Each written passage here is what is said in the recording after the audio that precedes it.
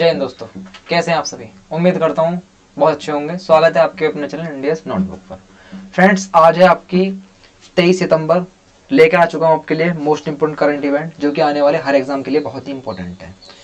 Friend, जैसे कि आपको पता ही है, डेली आपको कौन कौन सी क्लासेस मिल रही है। करंट अफेयर मिल रही है, जीके जीएस मिल रही है, स्टैटिक जी एक्स्ट्रा मिल रही है। इसमें आपको एक दिन प्रैक्टिस सेट कराया जा रहा है और आपको इंग्लिश मिल रही है, रीजनिंग मिल रही है और मैथ भी मिल रही है, मिलेगी, मतलब इस पर भी काम चल रहा है। तो चलिए फ्रेंड्स, आज की वीडियो शुरू करते हैं, बिगर टाइम वेस्ट करते हैं। जैसे कि पहला क्वेश्चन आपको दिख रहा है स्क्रीन पर। एडीबी ने नेपाल में बिजली आपूर्ति के आधुनिकीकरण के लिए दी $60 मिलियन के ऋण को मंजूरी। ठीक है, चलिए थोड़ा समझ लेते हैं इसे।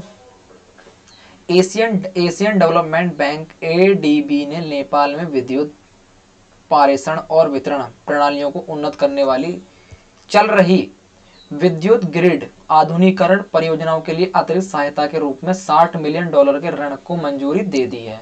आपूर्ति और सिस्टम सुरक्षा में सुधार और संस्थागत क्षमता को मजबूत करने के लिए एक उद्गम संस्थान योजना और राजस्व प्रबंध प्रणाली भी लागू की जाएगी। चलिए अगला क्वेश्चन देखते हैं। अगला क्वेश्चन है फिर आपका, एक मिनट, टाइफेड और बिग बास्केट के बीच ऑनलाइन मार्केटिंग का विस्तार करने के लिए समझौता। क्या हुआ इनके बीच? इनके बीच आपका हो चुका है समझौता। चलिए थोड़ा समझ लेते हैं इसे। ट्राइबल और operating marketing development federation of Indian limited ने बिग बास्केट प्लेटफॉर्म के माध्यम से प्राकृतिक वन उत्पादनों के प्रचार और बिक्री के लिए बिग बास्केट के साथ एक समझौता ज्ञापन पर हस्ताक्षर किए हैं। ट्राइफेड ने भारत भर के अन्य आदिवासी उद्यमियों के बीच मोती उगाने की कला को बढ़ावा देने और इस बाजार की क्षमता का दोहन करने के लिए पूर्ति एग्रोटेक के साथ एक समझौता ज्ञापन पर हस्ताक्षर किए हैं।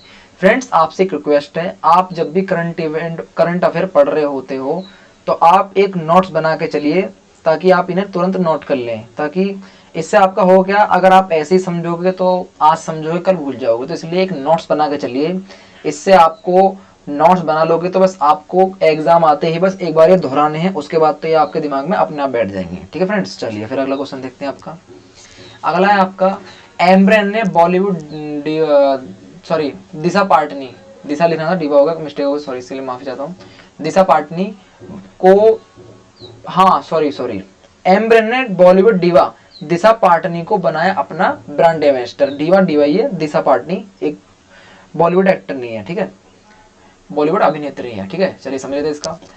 तो एम्ब्रेन ने बॉलीवुड डिवा दिशा पाटनी को भारत में अपना ब्रांड एम्बेसडर पर साइन किया है। दिशा एम्ब्रेन परिवार में शामिल होने वाली नवीनतम है, जिसमें पहले से ही प्रसिद्ध क्रिकेटर रविंद्र जडेजा जैसे ब्रांड एम्बेसडर शामिल हैं। एम्ब्रेन के पास भारत में पावर बैंक, ऑडियो वियरलेस आदि से लेकर उच्च गुणवत्ता वाले उत्पादों का एक मजबूत पोर्टफोलियो है। ठीक है, अगर आपको क्वेश्चन बन जाए एग्जाम में कि हाल ही में एम्ब्रेन ने किस बॉलीवुड अभिनेत्री को अपना ब्रांड एम्बेसडर चुना है, तो आपको आंसर लगा देना है दिशा पाटनी। ठीक है फ्रेंड्स, चलिए अगला क्वेश्चन देखते हैं। अगला क्वेश्चन है आपका 2020-21 में सॉफ्टवेयर सेवाओं को निर्यात 2.1% बढ़कर $148.3 बिलियन अमेरिकी डॉलर हो गया है। चलिए आगे बढ़ते हैं, इसके समझ थोड़ा सा।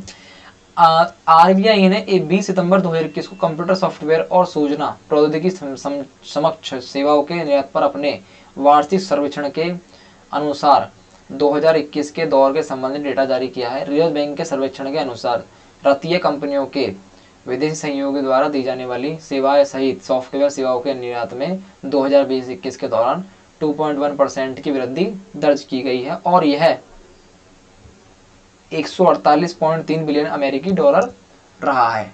ठीक है फ्रेंड्स, चलिए अगला क्वेश्चन देखते हैं फिर आपका।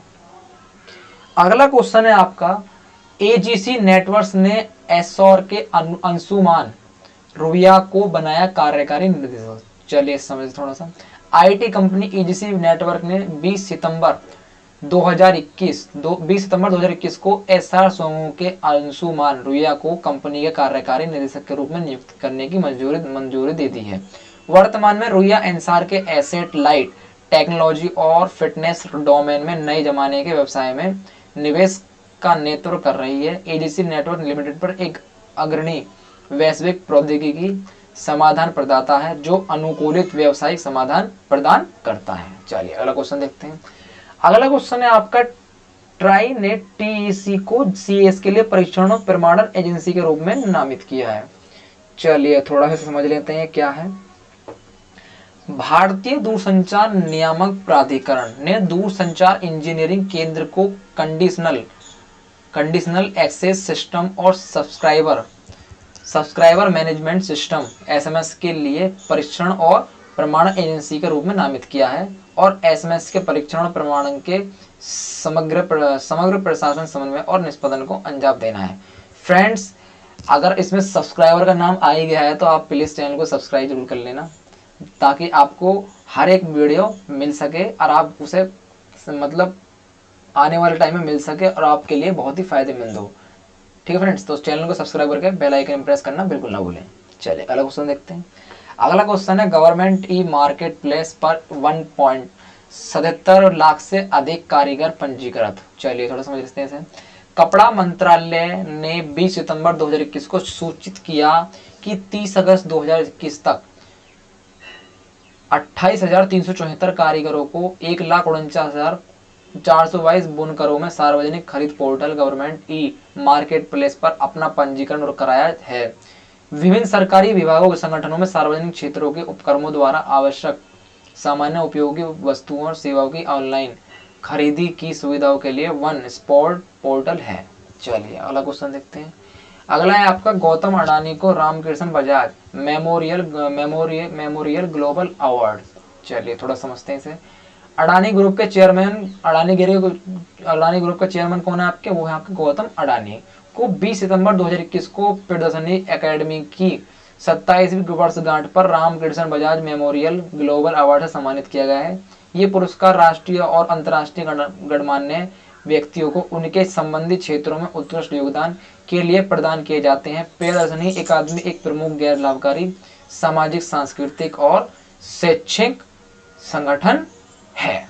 चलिए अगला क्वेश्चन देखते हैं आपका। अगला है आपका, जंक फूड और नियंत्रित करने के लिए फ्रंट ऑफ पैकेज लेबल पेश करेगा FSSAI। चलिए ये समझ लें थोड़ा क्या है। भारतीय खाद्य सुरक्षा और मानक प्राधिकरण ने उपभोक्ताओं को स्वास्थ्य भोजन विकल्प बनाने में मदद करने के लिए पैकेट खाद्य पदार्थों पर फ्रंट ऑफ पैकेज लेबलिंग शुरू करने का निर्णय लिया है। पीओपी लेबल पैकेज के पीछे की बजाय अधिक सुलभ स्थान पर सरल पोषण संबंधी जानकारी प्रदान करना चाहते हैं। IIM अहमदाबाद को उत्पादों पर लेबल की प्रकृति पर एक सर्वेक्षण करने के लिए कहा गया है। चलिए अगला देखते हैं फिर। खाद्यान्न खरीद के लिए खाद्य मंत्रालय ने किया एक समान विनिर्देश। चलिए समझते हैं थोड़ा सा।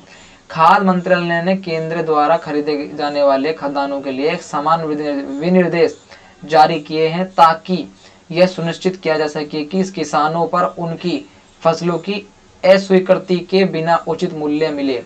पहली बार उपभोक्ता मामले और खाद्य मंत्रालय के तहत खाद्य और सार्वजनिक वितरण विभाग ने ग्रेड ए और आम चावल के लिए फोर्टिफाइड चावल कर्नेल के लिए एक समान निर्देश जारी किए हैं। चलिए आगे बढ़ते हैं।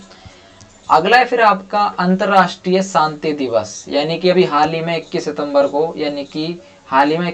को अंतर्राष्ट्रीय शांति दिवस मनाया गया। नहीं इंटरनेशनल, यानी कि राष्ट्रीय नहीं है, अंतर्राष्ट्रीय शांति दिवस मनाया गया। तो ये क्यों बनाया था ऐसे समझ लीजिए थोड़ा सा। अंतर्राष्ट्रीय शांति दिवस या विश्व शांति दिवस प्रतिवर्ष 21 सितंबर को मनाया जाता है। यह दिन सभी देशों को लोगों के भीतर और बीच शांति के आदर्शों को मजबूत करने के लिए समर्पित है। इस दिन की स्थापना 1981 में संयुक्त राष्ट्र महासभा द्वारा की गई थी। 2 दशक बाद 2001 में महासभा ने सर्वे समिति से उस दिन को अहिंसा और संघर्ष विराम की अवधि के रूप में नामित करने के लिए मतदान किया। फ्रेंड्स, इसलिए याद रखना कि हाल ही में 21 सितंबर को कौन सा दिवस मनाया गया, तो आपको टिक लगा देना है, अंतर्राष्ट्रीय शांति दिवस ये मनाया गया है। चलिए अगला क्वेश्चन देखते हैं। अगला है आपका, चीन ने 20 सितंबर 2021 को लॉन्च किया तियानझोउ 3 कार्गो अंतरिक्ष यान। चलिए क्या है समझ लिए थोड़ा सा। चीन ने अपने नए अंतरिक्ष स्टेशन के लिए एक कार्गो मिशन शुरू किया है। 20 सितंबर 2021 को दक्षिणी चीन के हेनान प्रांत के वेनचांग सैटेलाइट लॉन्च सेंटर से रोबोट तियानझोउ अमालवाहक के साथ एक लंग मार्च 7 रॉकेट लॉन्च किया। तियानझोउ 3 चीन के नए तियांगोंग अंतरिक्ष स्टेशन के मुख्य module Tianhe harmony of the heaven के आगे बढ़ रहा है। ठीक है फ्रेंड्स, चलिए आगे बढ़ते हैं। अगला क्वेश्चन है आपका भारतीय और इंडोनेशिया क्या क्या है। भारतीय और इंडोनेशियाई नौसेना ने समुद्र शक्ति अभ्यास में लिया हिस्सा। चलिए अक्सर ऐसे क्वेश्चन भी हमेशा करंट अफेयर के फंस जाते हैं एग्जाम में, तो ये भी समझने बहुत इंपॉर्टेंट है। भारतीय नौसेना के जहाज शिवालिंग और कदमत इंडोनेशियाई नौसेना के साथ द्विपक्षीय अभ्यास समुद्र शक्ति के तीसरे संस्करण में भाग लेने के लिए इंडोनेशिया के जकार्ता पहुंचे। यह 20 से 22 सितंबर 2021 तक सुंडा जल डमरू मध्य में आयोजित किया जा रहा है। अभ्यास का उद्देश्य द्विपक्षीय संबंधों को मजबूत करना, दोनों नौसेनाओं के बीच समुद्री संचालन में आपसी समझ और अंतर संचालन को बढ़ाना है। अगला क्वेश्चन देखते हैं। स्वास्थ्य मंत्री श्री मनसुख मांडविया ने किया तीसरा राज्य खाद्य सुरक्षा सूचकांक जारी। हमारे स्वास्थ्य मंत्री कौन है? श्री मनसुख मांडविया। चलिए केंद्र स्वास्थ्य मंत्री और परिवार कल्याण मंत्री मनसुख मांडविया ने 20 सितंबर 2021 को भारतीय खाद्य सुरक्षा और मानक प्राधिकरण का तीसरा राज्य खाद्य सुरक्षा सूचकांक जारी किया। बड़े राज्यों में गुजरात शीर्ष क्रम का राज्य था, उसके बाद केरल और तमिलनाडु थे। छोटे राज्यों में गोवा पहले और उसके बाद मेघालय और मणिपुर है। केंद्र शासित प्रदेशों में जम्मू कश्मीर ने शीर्ष स्थान प्राप्त किया है। ठीक है, चलिए अगला देखते हैं। फिर आपका DFPD और CSC ने e governance services India limited के बीच समझौता। ठीक है, खाद्य और सार्वजनिक वितरण ने e governance services India limited के साथ एक मॉडल समझौते पर ज्ञापन प्रवेश किया है। इससे व्यापार के अवसर और उचित मूल्य की दुकानों की आय में वृद्धि होगी। सेवाओं के वितरण के लिए डिजिटल सेवा पोर्टल तक इच्छुक डीलरों की पहुंच प्रदान करने के लिए द्विपक्षीय समझौता ज्ञापनों पर हस्ताक्षर करने के लिए अलग अलग राज्य सरकारों के साथ गठजोड़ करेगा। चलिए अगला क्वेश्चन देखते हैं।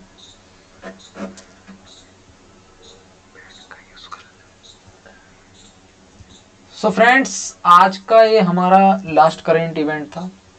अगर आपको वीडियो पसंद आई हो तो लाइक करें, वीडियो को लाइक करें, चैनल को सब्सक्राइब करना ना भूलें, और मिलते हैं फिर आपको 24 सितंबर करंट अफेयर के साथ। तब तक के लिए जय हिंद।